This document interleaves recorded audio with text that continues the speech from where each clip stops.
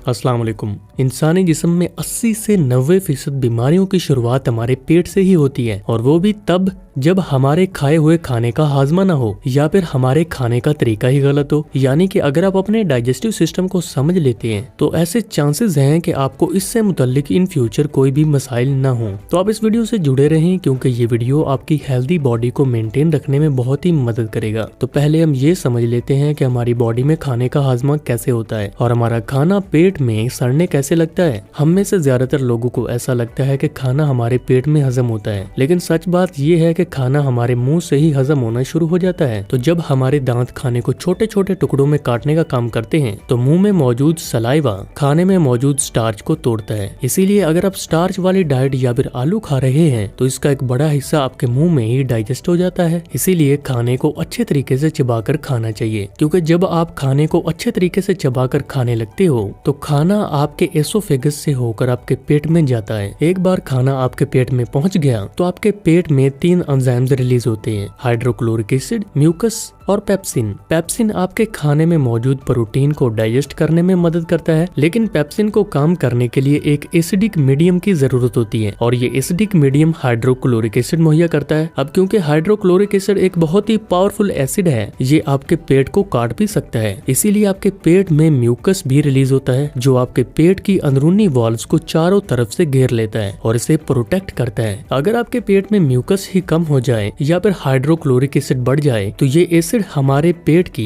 Inner valves को नुकसान पहुंचाने लगता है और हमारे पेट में एक तरह के छाले पड़ जाते हैं जिन्हें के अल्सर का नाम दिया जाता है। जब आपके पेट में ये तीनों ही एंजाइम्स आ जाते हैं तो पेट एक चर्निंग एक्टिविटी करने लगता है, यानी वो सिकुड़ता है और फैलता है। इससे पेट के एंजाइम्स खाने में चारों तरफ से मिल जाते हैं और खाना अच्छी तरह से डाइजेस्ट हो जाता है। अब यहाँ पर समझने वाली बात यह है कि अगर आप पूरा पेट भरकर खाना खा लेते हैं तो पेट को चर्निंग एक्टिविटी करने की जगह ही नहीं मिलती और वो खाना ज्यादा टाइम तक आपके पेट में पड़ा हुआ सड़ता रहता है। इसीलिए हमेशा कहते हैं कि पूरा पेट भरकर खाना नहीं खाना चाहिए, आपको पेट हमेशा थोड़ा खाली ही रखना चाहिए ताकि वो खाना मूव कर सके। पेट में 4-5 घंटे तक पड़े रहने के बाद आपका खाना वहाँ से निकलता है और फिर स्मॉल इंटेस्टाइन में जाता है। यहाँ उसका टाकरा होता है बाइल जूस से, जो कि आपके लिवर में पैदा होता है। बाइल जूस आपके खाने में मौजूद फैट को डाइजेस्ट करता है। इसके अलावा यहाँ पर आपके खाने में कुछ पैनक्रियाटिक और इंटेस्टाइनल जूसेस भी मिक्स हो जाते हैं जो प्रोटीन को डाइजेस्ट करने का काम करते हैं। इंटेस्टाइन में पेरिस्टोलिक मूवमेंट होता है जिसकी मदद से खाना आगे की तरफ मूव करता है। इसीलिए दोस्तों फिजिकल एक्टिविटी बहुत ही जरूरी है। जब आप फिजिकल एक्टिविटी करते हो तो इंटेस्टाइन्स के लिए पेरिस्टोलिक मूवमेंट और ज्यादा आसान हो जाता है। रास्ते में आपके स्मॉल इंटेस्टाइन्स की वाल आपके खाने के न्यूट्रिएंट्स को एब्जॉर्ब कर लेती हैं और आपके ब्लड सेल्स तक पहुंचा देती हैं। जो खाना सही से हजम नहीं हो पाता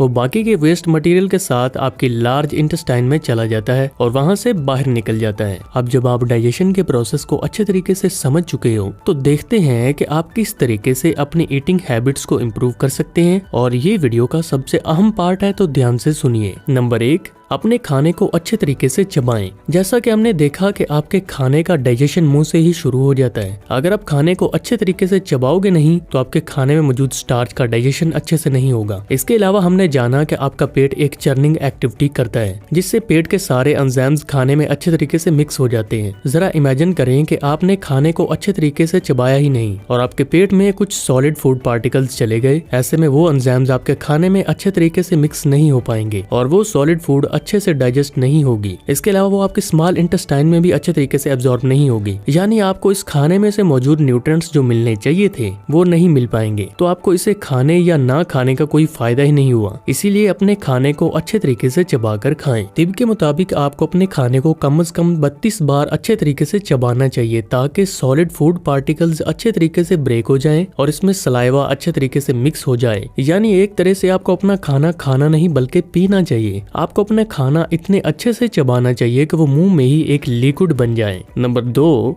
डोंट ओवर ईट। हमें लगता है कि ज्यादा खाना खाने से हमारे अंदर ज्यादा एनर्जी रहेगी, हम हेल्दी रहेंगे, लेकिन ऐसा नहीं है। आपको अपना खाना सिर्फ 80% कैपेसिटी तक ही खाना चाहिए। हमने देखा कि आपके पेट में एक चर्निंग एक्टिविटी होती है जिससे आपके पेट में मौजूद एंजाइम्स आपके खाने में मिक्स हो जाते हैं। इमेजिन करें कि आपका पेट पूरी तरह से खाने से भरा हुआ है और इसमें बिल्कुल भी जगह नहीं है। ऐसे में आपके पेट को चर्न करने में प्रॉब्लम होगी। इसमें एंजाइम्स अच्छे तरीके से मिक्स नहीं हो पाएंगे और आपका खाना बिल्कुल भी हजम नहीं होगा बल्कि सड़ने लगेगा। और जब खाना सड़ने लगता है तो हमें एसिडिटी होने लगती है, मुंह से बदबू आने लगती है। इसीलिए आप कभी भी पेट भरकर मत खाइए। Number 3, don't drink water after food. किसी भी चीज के लिए पानी की भी खास लिमिटेशंस होती हैं। पानी की खास बात यह है कि ये हर चीज को डिल्यूट कर देता है और उसे कम इफेक्टिव बना देता है। दूध में पानी मिलाने से वो पतला हो जाता है और एसिड में पानी मिलाने से वो कम इफेक्टिव हो जाता है। जैसा कि हमने जाना कि हमारे पेट में काफी सारे एंजाइम्स रिलीज होते हैं, तो जब हम खाना ठीक खाने के बाद ही पानी पी लेते हैं तो हमारे ये सारे एंजाइम्स डिल्यूट हो जाते हैं। इनका असर कम हो जाता है जिससे हमारा खाना सही तरह से डाइजेस्ट ही नहीं हो पाता। टिप में बताया गया है कि खाने के बाद हमारे पेट में एक बर्निंग प्रोसेस होता है जिससे खाना हजम हो पाता है। अब ऐसे में अगर आप पानी फौरन पी लेते हैं तो वो बर्निंग प्रोसेस नहीं होगा तो खाना हजम ही नहीं होगा बल्कि सड़ने लगेगा। इसीलिए खाने से कम आधे घंटे बाद ही आपको पानी पीना चाहिए। Number 4, do some form of physical activity. दोस्तों कोई भी काम या फिर फिजिकल एक्टिविटी आपको फिट रखने का बेहतरीन तरीका है, क्योंकि आजकल टेक्नोलॉजी की ज्यादा दस्तयाबी के बाइस हम बहुत ज्यादा लेजी और आरामदेह हो चुके हैं। हमारे जनरेशन का प्रॉब्लम ये है कि हम सारा दिन बैठे बैठे निकाल देते हैं। इसी वजह से हमारा ब्लड सर्कुलेशन खराब हो जाता है, हमारी इंटेस्टाइन्स में पेरिस्टोलिक मूवमेंट नहीं हो पाता। इससे हमारे खाने को आगे मूव करने में प्रॉब्लम होती है, जिससे वो खाना टाइम पर प्रोसेस नहीं हो पाता। इसीलिए जरूरी है कि आप दिन भर में थोड़ी सी फिजिकल एक्टिविटी करने की कोशिश करें। लिफ्ट की जगह पर स्टेयर्स यूज करें, मार्केट पैदल जाने